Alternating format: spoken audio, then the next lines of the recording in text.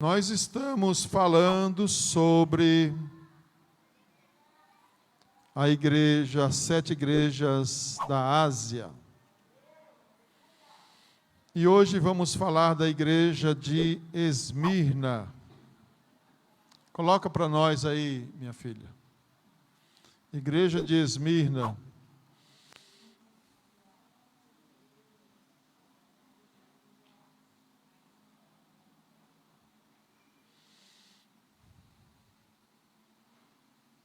Apocalipse 2:8.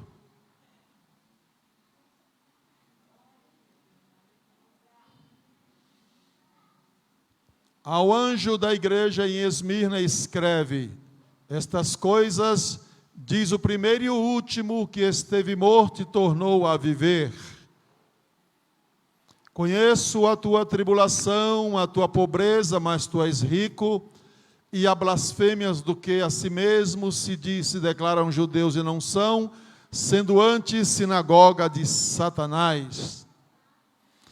Não temas coisas que tens de sofrer, eis que o diabo está para lançar em prisão alguns dentre vós, para serdes postos à prova, e tereis tribulação de 10 dias. Sê fiel até a morte, e dar-te-ei a coroa da vida. Quem tem ouvido, ouça o que o Espírito diz às igrejas: o vencedor de modo nenhum sofrerá o dano da segunda morte. Isto.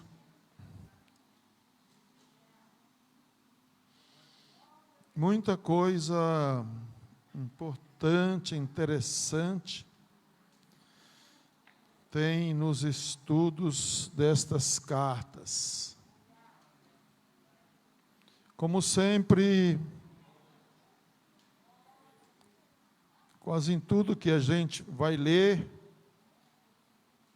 para que nós possamos ter um entendimento melhor, um entendimento que possamos entender o que está sendo escrito, nós não podemos ignorar o contexto histórico do lugar, das pessoas e das circunstâncias que envolvem o relato. A carta à igreja de Esmirna, a Bíblia não menciona, como nas demais, quando foi o início da igreja de Esmirna. Mas é muito certo, é quase um fato que a igreja de Esmirna foi fundada pelo apóstolo São Paulo. Os irmãos lembram que eu disse aqui que as 7 igrejas, elas estão próximas umas das outras no raio de 40 a 50 quilômetros. E o apóstolo São Paulo, tendo fundado 51 igrejas, com certeza esta igreja foi fundada por ele durante a sua 3ª viagem missionária.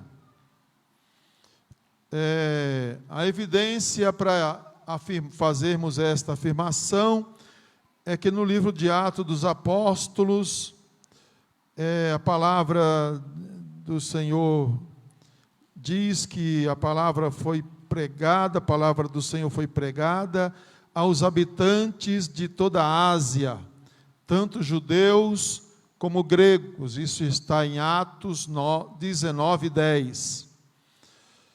E confirmando-se o fato de que ela foi fundada pelo apóstolo São Paulo, isso deve ter acontecido aproximadamente no ano 53 e 56.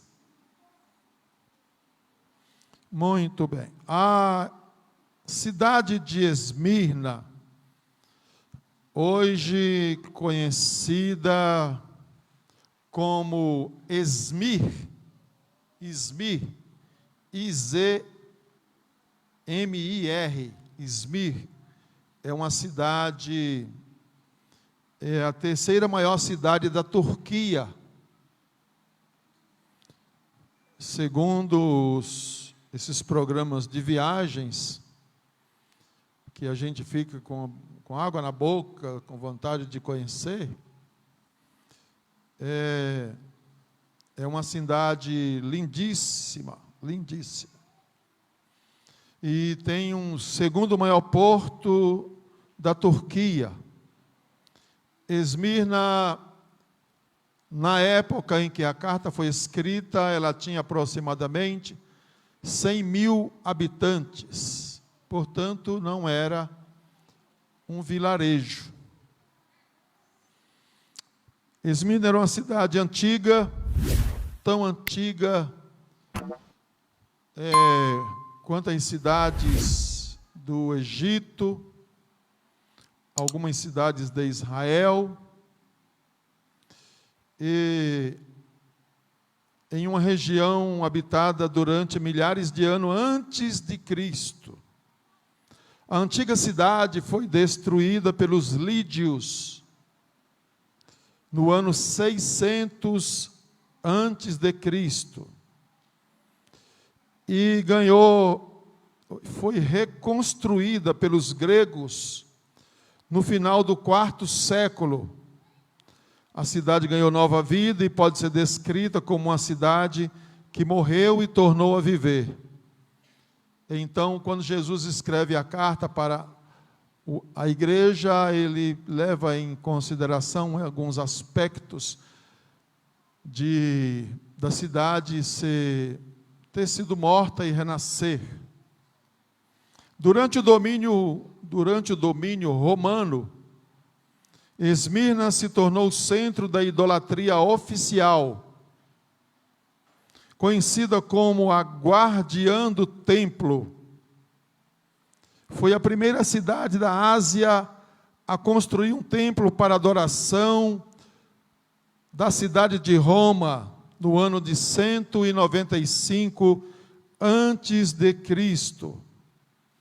Em 26 depois de Cristo, a cidade foi escolhida como o local do templo ao imperador Tibério. A Bíblia fala sobre esse Tibério. Foram descobertas imagens na praça central da cidade de Poseidon, o deus grego do mar, e de Deméter, a deusa grega da ceifa e da terra. A igreja de Esmirna foi marcada pela perseguição e os cristãos tiveram seus bens confiscados e por isso muitos eram pobres, se não a sua grande maioria. Muitos foram presos e mortos numa intensa perseguição. Esta igreja nos ensina sobre perseverança em meio ao sofrimento. Sua fidelidade a Deus era incondicional. Esmirna possuía um grande mercado público de 3 andares, e lá aconteciam jogos olímpicos, em que os vencedores recebiam coroas de ouro. Você vê que a carta fala de coroa. Mas a cidade sofreu vários terremotos e sempre se reconstruía. A igreja de Esmirna foi elogiada por Jesus porque suportou o sofrimento e não recebeu nenhuma repreensão. Apenas foram aconselhados a perseverar firmes até a morte, com a promessa de receber a coroa da vida e não sofrer a segunda morte. Quando Jesus fala de morte, é porque os cristãos de Esmirna enfrentavam a morte constantemente. Ao anjo da igreja, segundo a tradição cristã,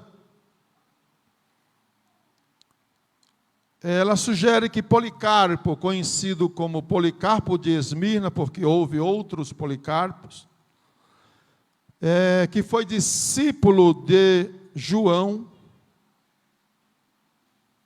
chegou a ser o bispo desta igreja. Possivelmente Policarpo recebeu esta carta. Sem dúvida, é inegável a semelhança entre o testemunho de Policarpo e a situação enfrentada pela igreja de Esmirna, conforme descrita na carta do Apocalipse. Os romanos ordenaram que ele negasse a Cristo para ser posto em liberdade. Mas Policarpo assegurou que jamais poderia blasfemar contra o seu rei e salvador, a quem ele tinha servido por toda a vida. Policarpo foi ameaçado pelo procônsul romano de ser jogado às feras ou ser queimado no fogo. Mas a resposta de Policarpo foi esta: ameaça-me com fogo que pode durar por 1 hora, e então se extingue.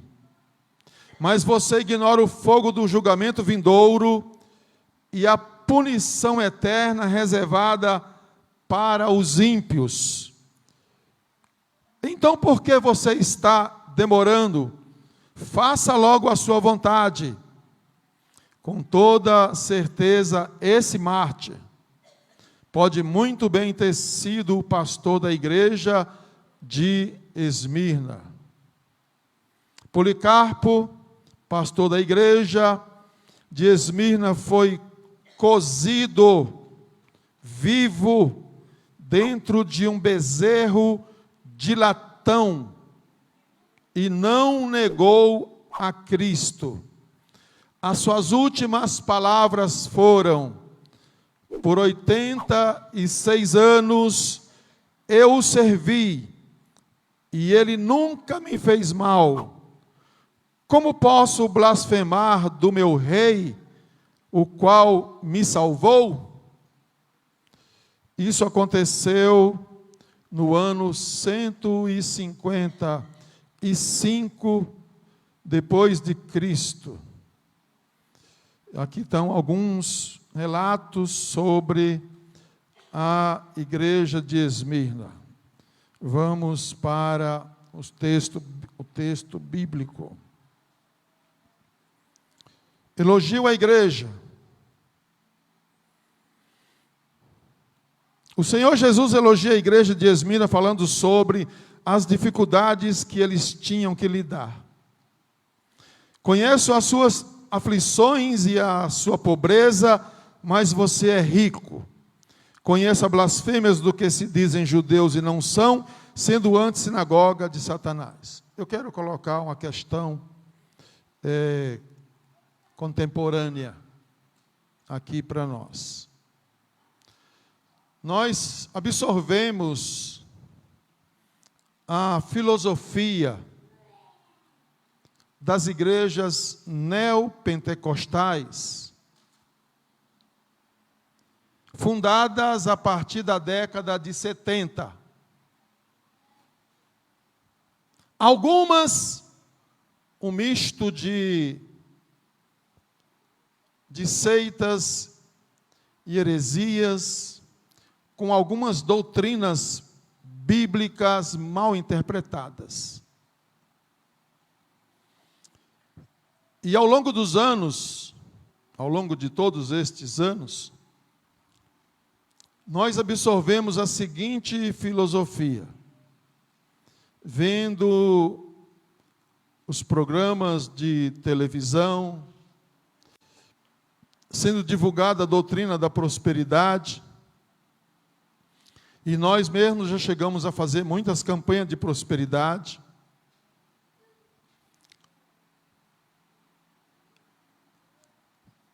Quando, na verdade, isso é apenas uma interpretação judaica de que, se você é pobre, é porque Deus é porque você está devendo alguma coisa para Deus. Se você é rico e prospera, é porque Deus está lhe abençoando. E nós absorvemos esta filosofia e dizemos que a nossa vida tem que ser próspera. Não necessariamente rica, mas próspera. Uma vida próspera é aquela vida que não lhe falta nada. Não sobra, mas também não falta. E quando isso não acontece, os crentes vão chorar com Deus porque aprenderam ao longo dos anos que nós temos que ser próspero.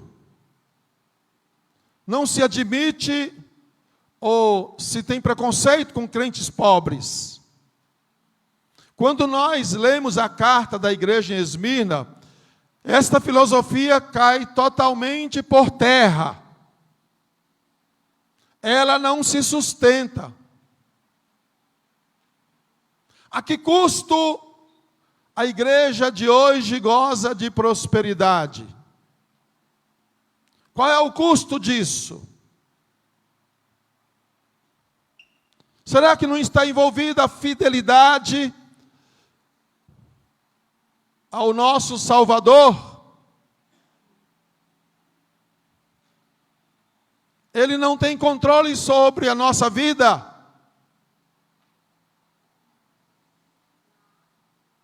Porque na igreja de Esmirna os crentes eram pobres. Pobres de Mazé. Tão pobres que as igrejas da Tessalônica, as igrejas da Macedônia, se você ler lá o livro de Atos dos Apóstolos, eles fizeram inúmeras ofertas para sustentar, para que os irmãos pudessem sobreviver. E hoje nós não admitimos esta palavra, sobrevivência, no meio dos crentes, porque fala de necessidades básicas. Mas agora encontramos uma igreja em que Jesus diz: eu sei que vocês são pobres. Como é que isso se coaduna com os nossos dias? Como é que isso se coaduna com os nossos dias? Se o próprio Jesus diz isso, se nós não vemos essa igreja reclamando que, além de ser pobres, eles eram massacrados.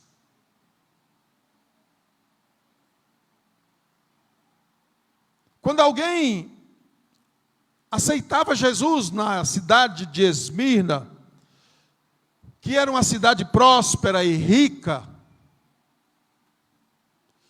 e dentre os membros da igreja havia gentios e haviam judeus,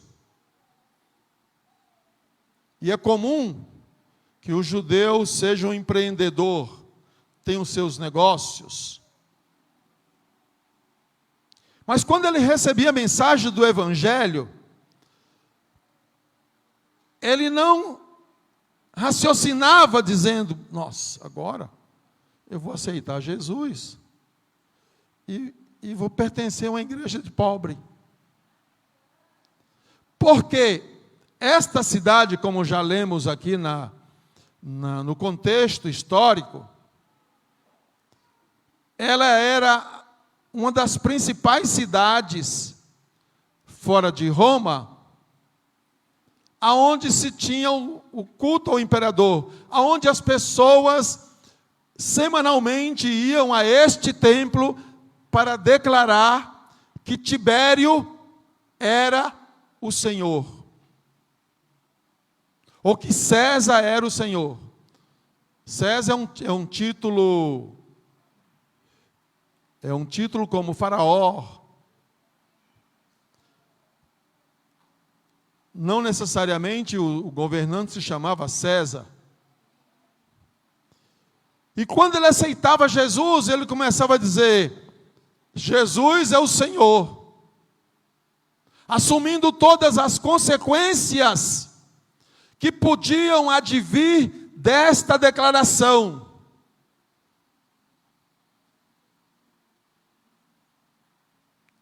em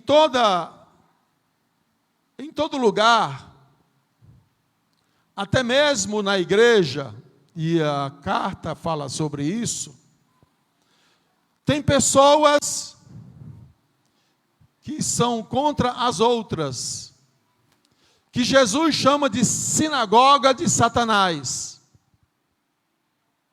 Quando essas pessoas se convertiam e passavam a declarar que Jesus era o Senhor, que Jesus era o Salvador, um grupo de judeus levava essas pessoas aos tribunais e ele perdia sua casa, perdia os seus bens, perdia o seu dinheiro, perdia a sua condição social e eram levados para as masmorras, que eram em grande quantidade, sem julgamento, sem nada, apenas porque negaram declarar que César era o Senhor. Esses crentes, eles foram elogiados por isto, por conta disso. É o que eu disse aqui. Jesus diz: eu conheço a tua aflição e a tua pobreza, mas você é rico.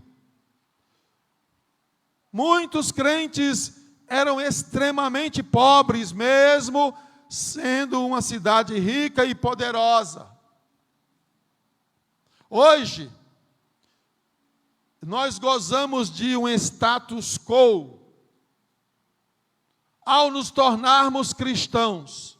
Você pertence àquela igreja lá, aonde tem fulano de tal nosso, os carros vocês viram os carros daquela igreja? Hoje nós somos elogiados pela condição social.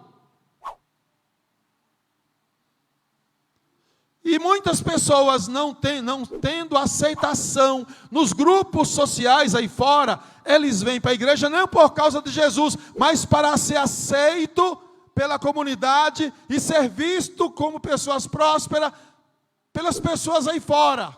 Totalmente o contrário. Totalmente o contrário.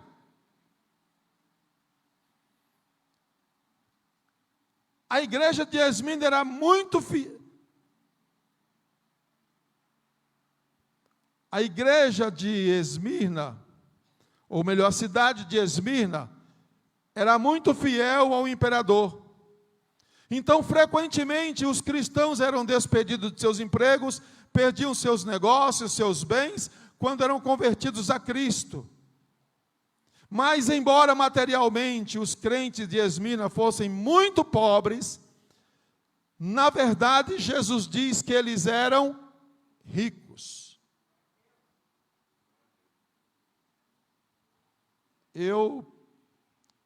Nós estamos condicionados a não aceitar interiormente, psicologicamente, esta declaração: eu sou pobre, mas eu sou rico.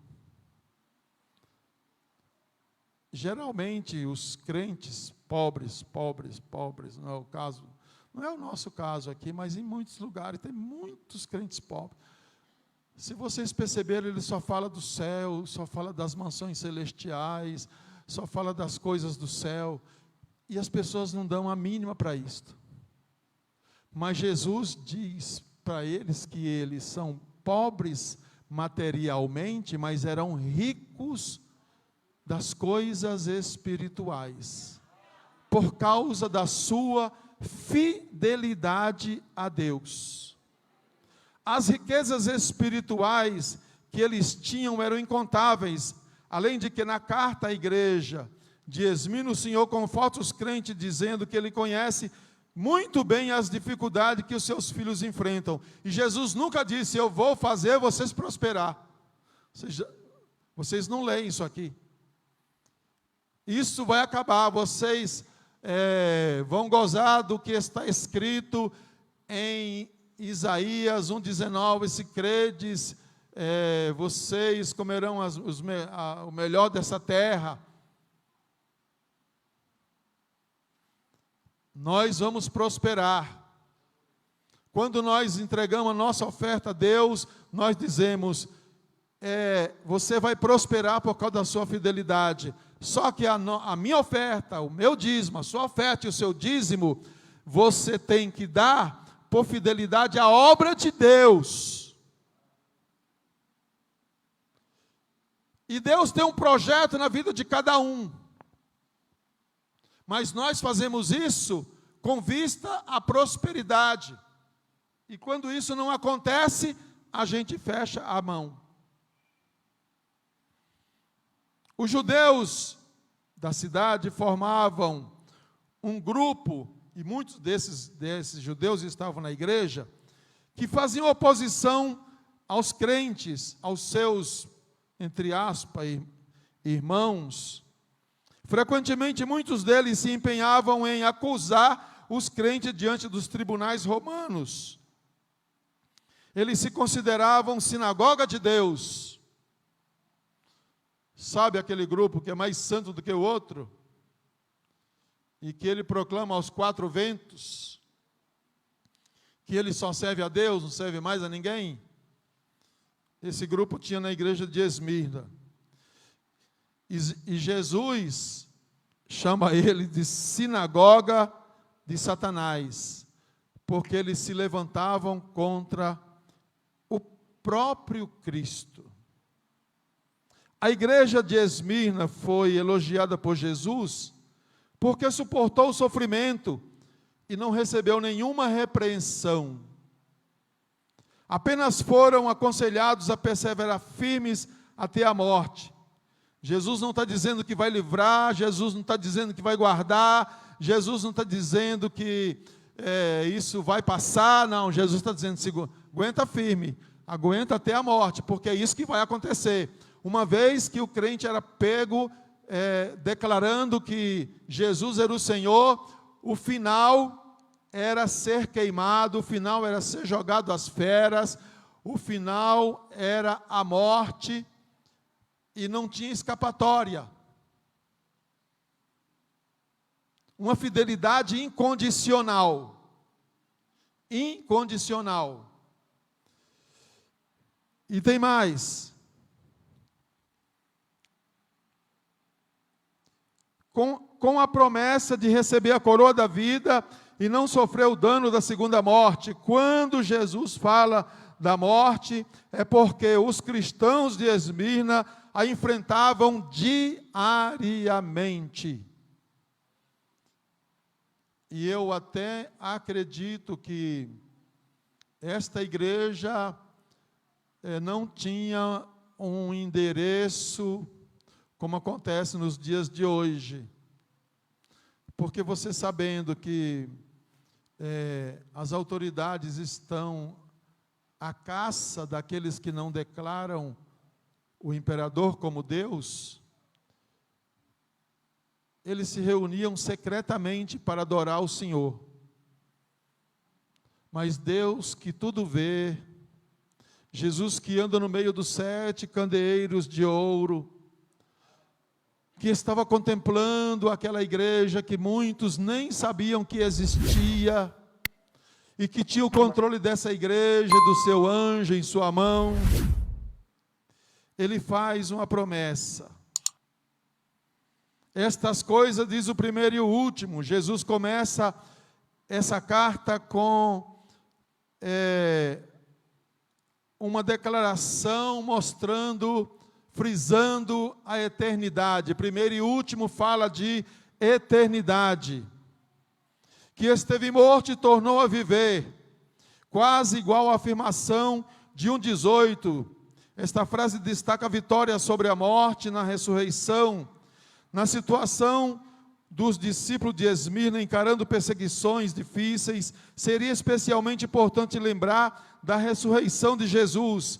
O Senhor deles não fracassou diante da morte, Ele a venceu. Então, sendo fiéis, eles teriam a mesma esperança. Eles recebem aqui conforto para continuar resistindo às perseguições. Não tinha prazo para terminar. Conheço a tua tribulação. Eu sei o que você passa. Tribulação aqui é uma palavra grega que diz pressão que vem de fora. E o interessante é que todas as vezes que a igreja sofre uma tribulação, essas que vêm de fora, ela se fortalece internamente. Ela fica mais unida, ela fica mais coesa, ela fica mais junta. Ela fica mais unida.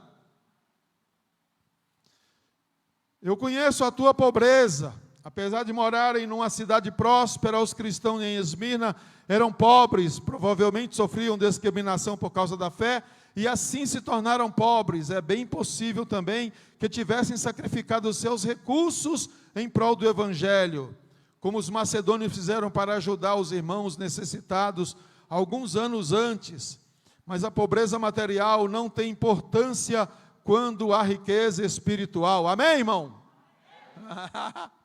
Olha, tem importância, não? Tem não? Eu vou ler de novo para vocês verem. A riqueza, a pobreza material não tem importância quando há riqueza espiritual. Não tem importância? Se você precisar todo mês ou a cada 15 dias vir aqui na BS buscar uma cesta básica, a cesta básica já diz, é cesta básica, não tem bolacha, não tem fruta, não tem leite, é tudo racionado, e você continua dizendo, Jesus é bom, Jesus é maravilhoso, Jesus é o Senhor, eu vou morar no céu. É assim? A gente fica satisfeito com isso, não? Não, nós não ficamos satisfeitos com isso, irmão. Você vê todo mundo andando com carrinho, nem que seja popular, que hoje nem popular tem mais. Você vê todo mundo com roupinha nova e você com a mesma roupa. Entra ano e sai ano com a mesma roupa, vai costurando, vai arrumando, vai colando sapato, vai colocando um prego debaixo do chinelo para não... E você dizendo, glória a Jesus, glória a Jesus, glória a Jesus, glória a Jesus. Você não sabe o que é comprar um sofá novo, você não sabe o que é comprar um produto na Black Friday, né? Chega no final do ano, então, aí é pecado em cima do outro, um pecado em cima do outro. Eu nem vou na igreja, o que eu vou fazer na igreja? Todos os irmãos se exibindo, cada um com a sua roupinha, e eu com o mesmo terninho, mesmo sapato, mesmo... Chegando na igreja a pé, suado que nem um camelo, parece que está vindo do deserto. E chega aqui, eu vou dar glória a Deus, junto com os irmãos que estão prosperando. Vocês viram como a gente absorve as coisas fáceis? A Bíblia nunca disse isso. Uma vez que nós entregamos a nossa vida ao controle de Jesus, é Ele quem diz como vai ser. Se Ele quiser que você seja próspero, você vai ser próspero. Mas se Ele quiser te controlar na cordinha, Ele vai controlar você na cordinha.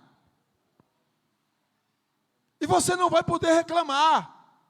Só que socialmente ninguém aceita. Esse irmão deve ter algum pecado. Esse irmão não estudou. Esse irmão não quer fazer nada. E alguns dizem assim, é um preguiçoso. Outros dizem assim, é um vagabundo. Se conformou.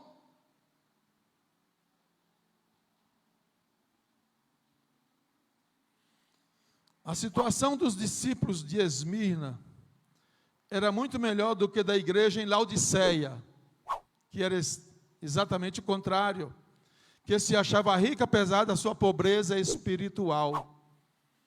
E quando nós estudar a igreja de Laodiceia, vocês vão ver o que Jesus diz sobre essa igreja. A blasfêmia dos falsos judeus, blasfemar é falar mal, refere-se à blasfêmia contra Deus. Aqui, porém, a blasfêmia é um aspecto de sofrimento dos crentes em Esmirna. Essa difamação veio de pessoas que se chamavam judeus.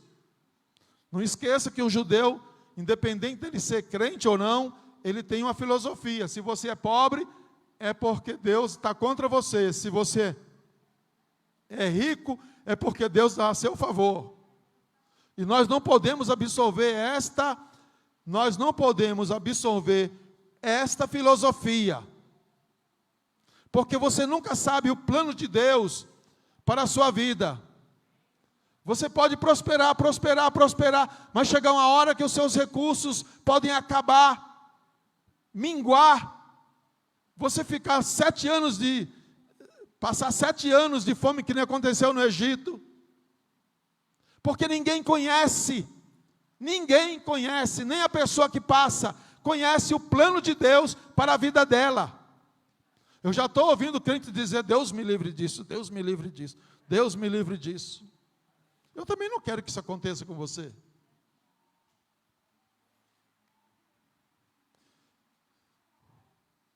Os judeus que tiveram uma sinagoga em Esmirna perseguiam os cristãos. Os judeus também da igreja. Ao invés de serem verdadeiros judeus e descendentes espirituais de Abraão, eram servos de Satanás, o principal mentiroso e acusador dos irmãos. A igreja de Esmirna era perseguida. O Senhor Jesus fez questão de confortar aquela igreja quanto à perseguição que haveria de ficar cada vez pior. Não tinha um cenário futuro promissor. Começa a carta, termina a carta, e Jesus não diz, isso vai acabar, isso vai acabar, isso vai acabar, isso vai acabar.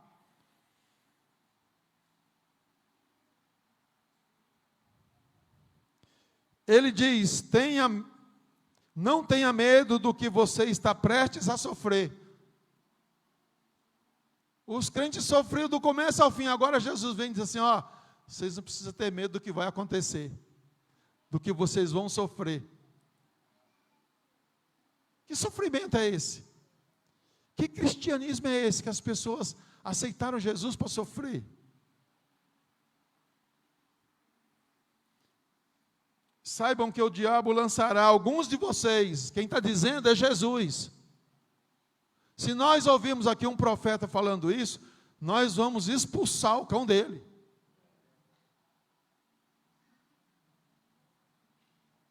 Jesus diz assim, saibam que o diabo lançará alguns de vocês na prisão para prová-los, e vocês sofrerão perseguição durante 10 dias.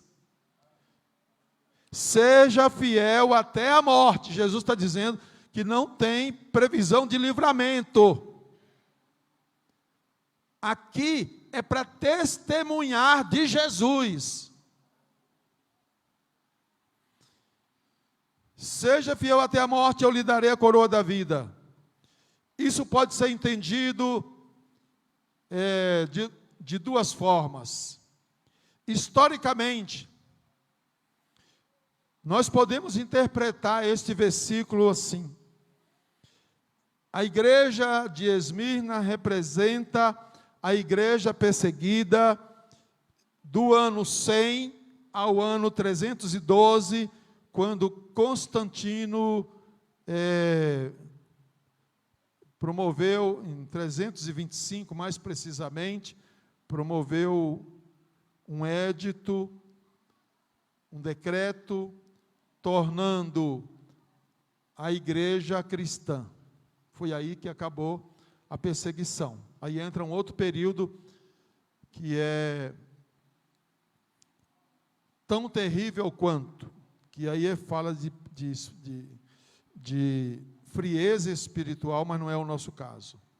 Esse tempo conhecido, esse tempo do ano 100 ao ano 312, ficou conhecido como a Era dos Mártires. Eu até cheguei a emprestar alguns livros dessa série para alguns irmãos aqui. Quando a gente tinha aqui a escola teológica, eu cheguei a mostrar é uma série desses livros chamado A Era dos Mártires, que conta o martírio de muitos homens e como eles viviam, em que muitos cristãos morreram por sua fé. O texto diz: o diabo está para lançar durante 10 dias alguns de vós na prisão, e vocês vão sofrer e sejam fiel até a morte. Se nós formos interpretar isso historicamente,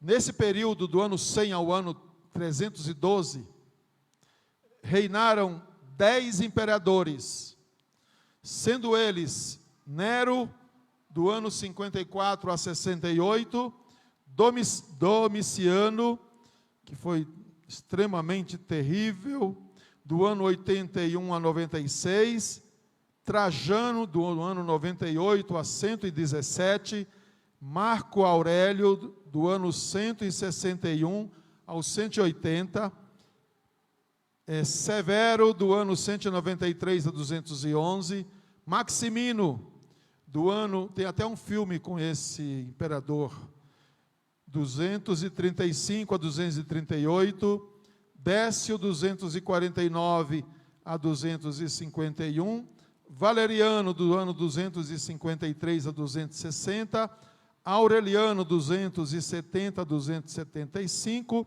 e o pior deles, um dos piores, é Diocleciano, do ano 284 a 305. O imperador Domiciano se considerava um deus e perseguiu os cristãos por cerca de 10 anos, especialmente os fiéis da igreja de Esmirna, que se destacavam por sua entrega. É aquilo que Jesus estava dizendo. Então nós podemos interpretar historicamente, podemos interpretar literalmente, porque aconteceram 10 imperadores, e aconteceu uma perseguição por um imperador durante 10 dias, que quase acaba com a igreja, mas a igreja de Deus nunca acaba. Os perseguidores romanos, especialmente incitados pelos judeus, que nutriam ódio maligno contra os cristãos, serviam como um instrumento do diabo para prejudicar os cristãos de Esmirna. Assim, muitos cristãos eram lançados na prisão, o que não raramente significava a morte. A gente falando assim superficialmente, não causa tanto impacto, mas deixa eu colocar aqui algumas situações. Você é um cristão da igreja de Esmirna, está lá você, seu marido, seus filhos, de repente as autoridades pegam o seu marido, e você sabe que se ele for preso, nunca mais você vai vê-lo. De repente as autoridades pegam um dos seus filhos para lhe chantagear, para fazer você negar Jesus. A igreja de Esmirna não admitia crente água com açúcar. A igreja de Esmirna não admitia crente dodói. Quando você entrava para a igreja de Esmirna, ou você era crente, ou você não se sustentava lá. Ou você fazia o papel de acusadores, ou você fazia o papel de espiões. Porque mais cedo ou mais tarde, aqueles crentes eram levados às masmorras. Se hoje as nossas prisões já são consideradas, as nossas não, né? As prisões do país são consideradas desumanas, você imagina as prisões desse tempo, que além das pessoas não poderem ter liberdade de movimento, a comida era racionada, não tinha direito a médico, não tinha direito a banho de sol, não tinha direito a privilégio, a não ser que você negasse a Jesus. Mas em Esmirna não havia espaço para os crentes negarem a Jesus sob nenhuma circunstância, porque Jesus vivia dizendo: ser fiel até a morte, ser fiel até a morte, ser fiel até a morte e dar-te-ei a coroa da vida. E hoje a gente não conhece a história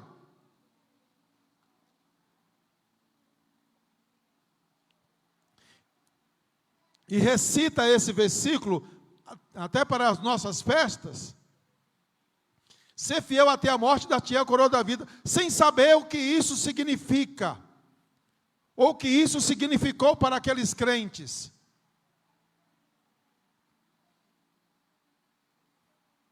A perseguição tinha hora para começar e tinha hora para acabar. A expressão simbólica 10 dias representa um tempo completo, breve e determinado. Não seriam 9 dias e muito menos 11 dias.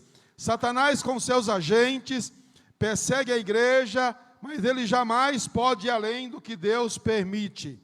Além disso, saber que Deus está no controle e conhece as dificuldades do seu povo e que Ele é quem determina o tempo e as estações, obviamente traz ao crente encorajamento e perseverança para a igreja de Esmirna. Porque se eu estiver orando hoje com a filosofia que eu absorvi, e Jesus não responder, logo alguém vai dizer assim: coloca Jesus na parede. Faz um jejum. Se o jejum não resolver, vai para o monte. Mas não aceita essa situação. Na igreja de Esmirna não tinha esse negócio. Eles sabiam que Deus estava no controle, que Deus estava cuidando, mas que o fim era eles não negarem o Senhor. Agora vamos comparar a nossa geração, com os crentes de Esmirna, e que não sofremos absolutamente nada. E quando nos é tirado algum conforto, nós fazemos beicinho. Fazemos beicinho para Jesus, não queremos ir na igreja. Hoje eu não vou na igreja. Ficamos bravos com Deus. Mas isso é porque nós estamos absorvendo essa filosofia já faz anos. Faz uma geração que nós estamos absorvendo isso. Que somos incitados a não aceitar quando nós achamos que é negativo. Porque quando é negativo nós dizemos: não é Deus, é o diabo. E como nós, de um modo geral, não conhecemos Deus, nem os seus propósitos, nós abrimos a boca inadvertidamente.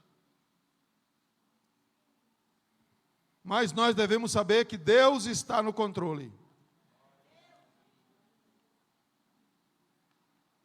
A promessa à igreja de Esmirna, vou terminar. A promessa da igreja de Esmirna diz: o vencedor de modo nenhum sofrerá a segunda morte. Quer dizer, já morreu, né? Ele não vai ser julgado, ele vai ser salvo. Aqui lembramos de um ensino do Senhor Jesus: não tenham medo dos que matam o corpo, mas não podem matar a alma. Antes tenham medo daquele que pode destruir tanto a alma como o corpo no inferno. Os crentes de Esmirna do primeiro século estavam sempre no fio da navalha. Diariamente alguns deles sofriam a primeira morte diante de feras, eram levados para este mercado, onde aconteciam os jogos, e eram mortos pelos lutadores profissionais, eram mortos pelas feras, e não somente isso, quando era jogado um crente para as feras, a multidão ia à loucura. E os crentes resignados morriam de braço erguido, dizendo: Jesus é o Senhor, Jesus é o Senhor. Jesus é o Senhor. Lembrando das palavras da carta: sê fiel até a morte e dar-te-ei a coroa da vida. As palavras de Cristo na carta da igreja de Esmirna ainda são tão atuais quanto foram há 2000 anos. Elas têm confortado a igreja fiel por todos esses anos e continuará sendo até a vinda do Senhor. Vou lhe falar de um dado aqui.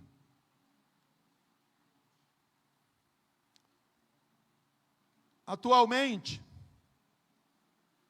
hoje, século 21, né? Morrem como mártires 20 pessoas, 20 cristãos por dia.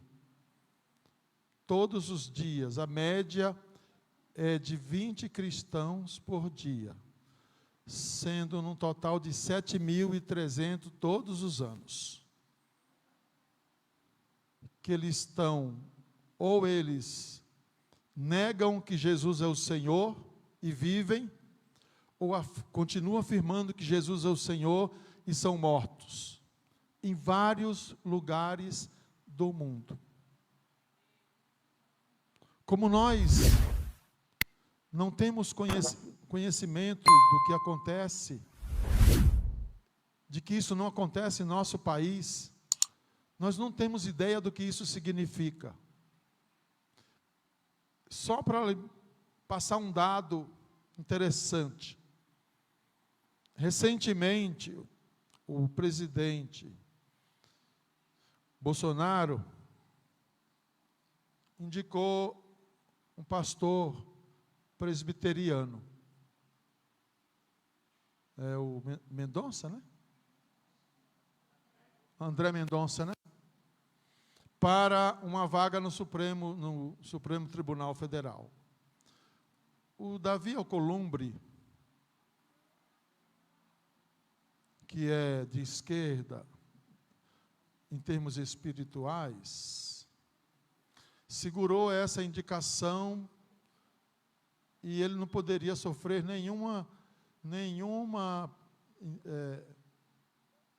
intervenção do presidente do Senado. E segurou, por causa da pressão popular, porque está chegando também o tempo das eleições, porque se ele continuasse com essa filosofia, provavelmente ele não se elegeria no próximo mandato, que ele vai terminar agora no ano que vem, os seus 8 anos, e ele vai querer ficar mais 8 anos, e por causa da pressão popular de muitas igrejas, inclusive Assembleia de Deus, uma pressão fora do comum para que ele seja indicado, para que seja sabatinado pelo Senado, que vai acontecer amanhã.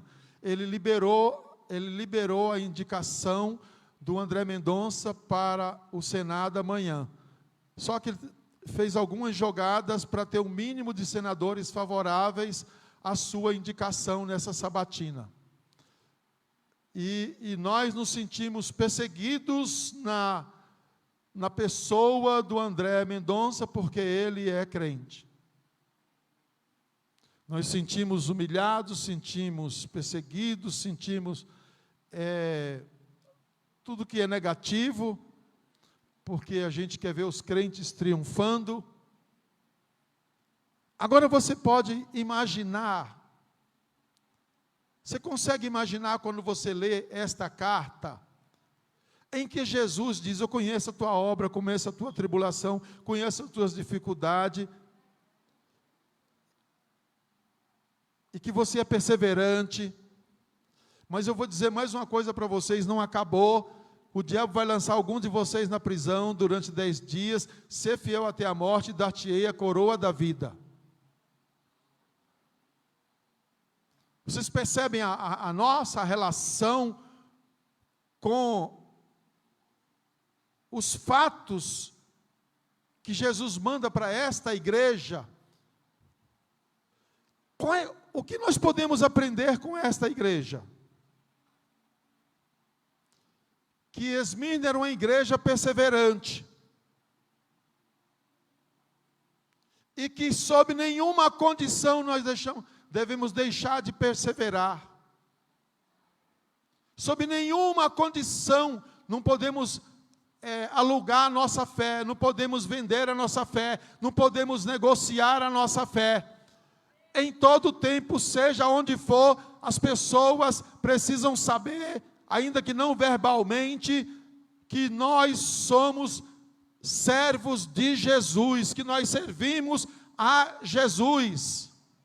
E nós estamos vivendo dias em que o diabo não está prendendo as pessoas, mas ele está trazendo um evangelho, água com açúcar, para dentro das igrejas, aonde as pessoas ficam dodói, aonde as pessoas são ensinadas a não aceitar qualquer coisa. E Jesus diz: seja fiel, seja fiel, seja fiel, ainda que você tenha que morrer, seja fiel, não negocie a sua fé. A nossa vitória está em sermos perseverantes. Foi Jesus mesmo quem disse que nós devemos perseverar até o fim. Aquele que perseverar até o fim será salvo. Nós não podemos ter altos e baixos. Não podemos por causa de circunstâncias materiais, omitir a nossa fé, porque alguns não negam, mas omitem.